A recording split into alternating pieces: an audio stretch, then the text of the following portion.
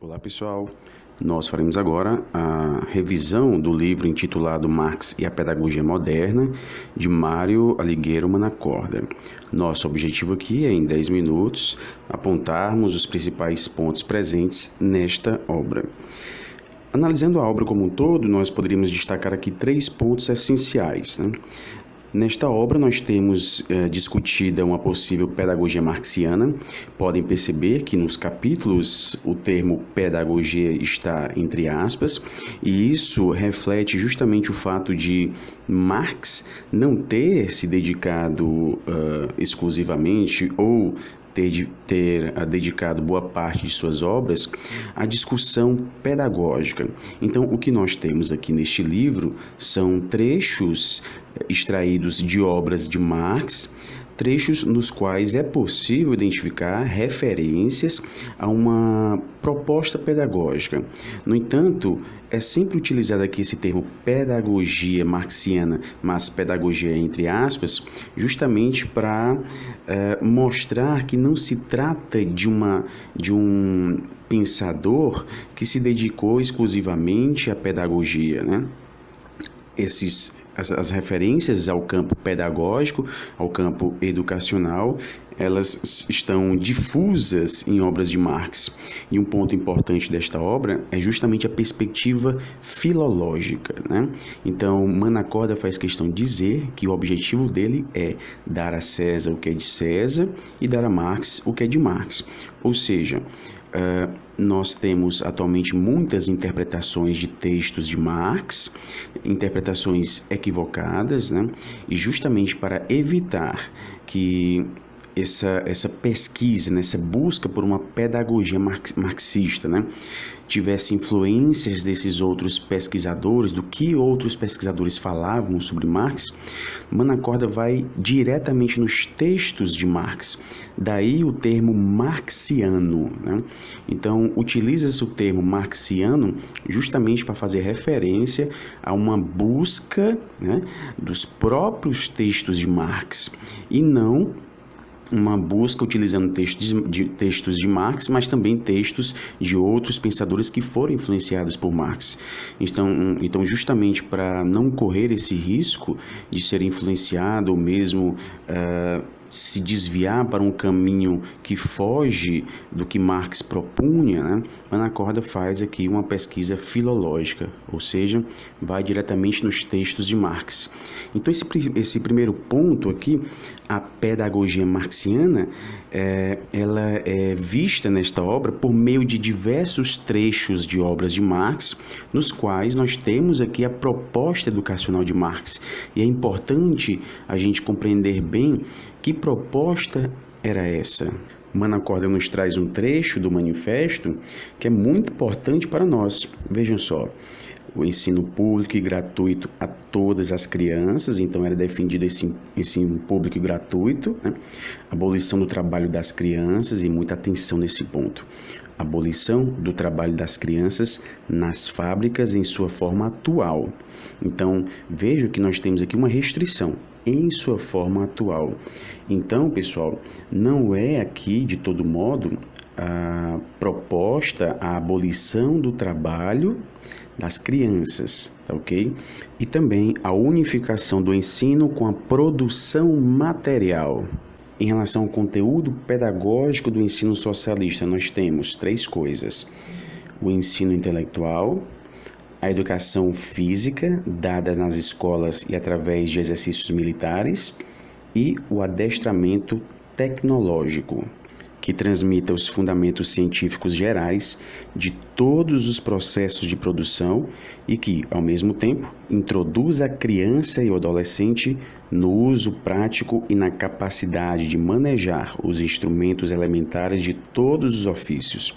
Então, vejam que aqui o trabalho já se faz presente, até mesmo na educação das crianças. Obviamente, né, não o trabalho como era, né, na época de Marx e Engels. Havia aqui a proposta da divisão das crianças e dos adolescentes dos 9 aos 17 anos em 3 classes: devendo estar vinculado aqui um programa gradual e progressivo de ensino intelectual, físico e tecnológico. A união do trabalho produtivo remunerado, ensino intelectual, exercício físico e adestramento politécnico elevará a classe operária acima das classes superiores. Então vejam que nós temos aqui uma palavrinha que provavelmente vocês devam ter algumas dúvidas, né, sobre algumas diferenças. Politécnico, né? Haveria diferença entre uma escola politécnica e um ensino tecnológico? Vejam bem, Marx via nas escolas politécnicas existentes à sua época, né? E essas escolas politécnicas tinham essa perspectiva de abordar diversas técnicas, ou seja, elas estavam voltadas para o fazer no trabalho. Essas escolas politécnicas eram bem vistas por Marx, uma vez que ele via a possibilidade de o indivíduo, né, se formar em mais de uma área. Então, a gente tinha aqui agora um indivíduo mais livre, digamos assim, e não mais preso a uma determinada habilidade. Então, nas escolas politécnicas havia essa perspectiva de várias técnicas, né? Eram ensinadas aqui diversas funções. No entanto, havia aqui uma lacuna nessas escolas politécnicas, que é justamente a relação teoria e prática, né? Então, por isso que Marx vai pregar que nessas escolas politécnicas é de suma importância a implementação de um ensino tecnológico, ou seja, um ensino que esteja voltado para o rigor científico e que faça a integração teoria e prática. E essa integração teoria, prática, rigor científico estava ausente nessas escolas politécnicas. No entanto, as escolas politécnicas eram vistas como o germe, né? Era como se fosse o pontapé inicial em busca de uma educação omnilateral. Então é importante a gente não esquecer.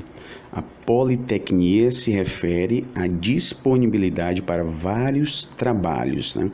Várias funções, várias técnicas, ok? Enquanto que o ensino tecnológico está relacionado a essa unidade teoria e prática, né? Marx faz uma crítica ao que o Partido Operário Alemão estava propondo, né, em relação à educação. Então, Marx questiona: não é correto implementar uma educação igual para todos, no tocante ao ensino geral obrigatório e instrução gratuita? Marx traz aqui um acréscimo, né, que essas escolas sejam escolas técnicas, ou seja, escolas que trabalhem na perspectiva da integração da teoria com a prática. E como o partido propunha aqui a proibição geral do trabalho das crianças, Marx vai se contrapor. Ele diz que isso é uma medida reacionária. Ele diz que deve haver um vínculo precoce, né, desde o início, né, entre trabalho produtivo e o ensino. E esse vínculo precoce do trabalho produtivo com o ensino seria um dos mais potentes meios de transformação da sociedade atual.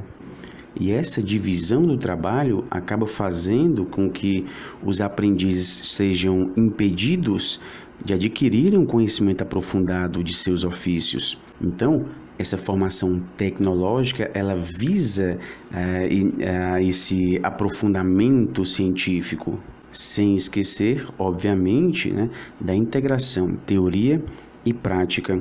E é interessante ressaltar que Marx tinha a ideia de deixar de fora deste ensino, né, aquelas disciplinas que pudessem gerar interpretações diferentes, ou seja, disciplinas que, dependendo das crenças, dependendo do viés político do professor, por exemplo, né, isso pudesse gerar interpretações diversas. Então, ele pregava que esses conteúdos que poderiam gerar interpretações diferentes fossem reservados a espaços extraescolares. E é nesse ponto que nós podemos aqui abordar semelhanças e dessemelhanças, né, de Gramsci com Marx.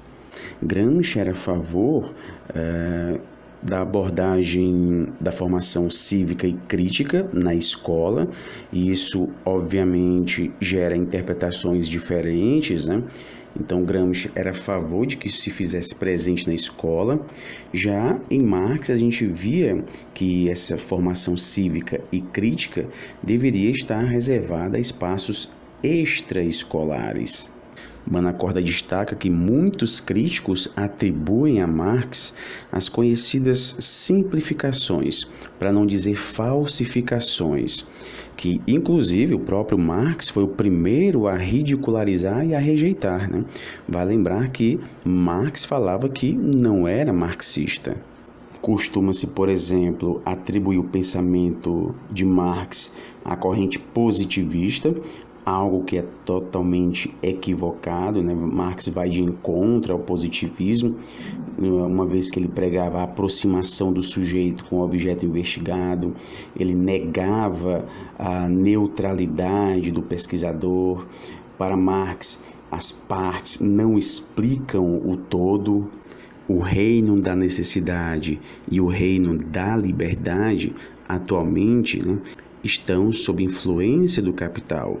E vejam, nós temos aqui referências feitas ao reino da liberdade e ao reino da necessidade. Esse reino da necessidade diz respeito à necessidade humana, né? O homem, ele tem necessidades, né? Ele precisa agir, ele precisa trabalhar, ele precisa produzir a sua própria existência. Esse é o reino da necessidade. Ele precisa comer, beber, né? Então, ele é um animal como qualquer outro que tem necessidades. Então, nós temos aqui o reino da necessidade que faz com que o homem tenha de agir, né?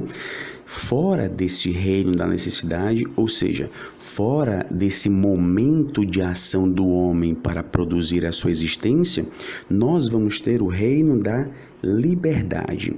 Então, o reino da liberdade, ele começa quando cessa o trabalho determinado pela necessidade. E o que o capital faz? O capital aumenta, né, o tempo de trabalho, né? Ele aumenta esse tempo relacionado ao reino da necessidade, fazendo com que o reino da liberdade, ou seja, esse tempo livre, seja reduzido.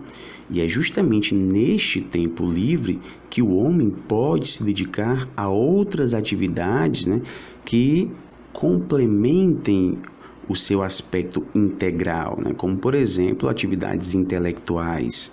A proposta de Marx era, portanto, reduzir a um mínimo cada vez mais baixo o tempo de trabalho para toda a sociedade e, assim, deixar livre o tempo de todos para o seu próprio desenvolvimento. Então, pessoal, o que nós temos aqui são os principais pontos presentes nesta obra. Obviamente, isto não exclui, né, a importância de se fazer a leitura completa da obra, tá bom? O que nós temos aqui são mais pontos para serem lembrados, ok? Então, no mais é isso. Bons estudos a todos e até a próxima.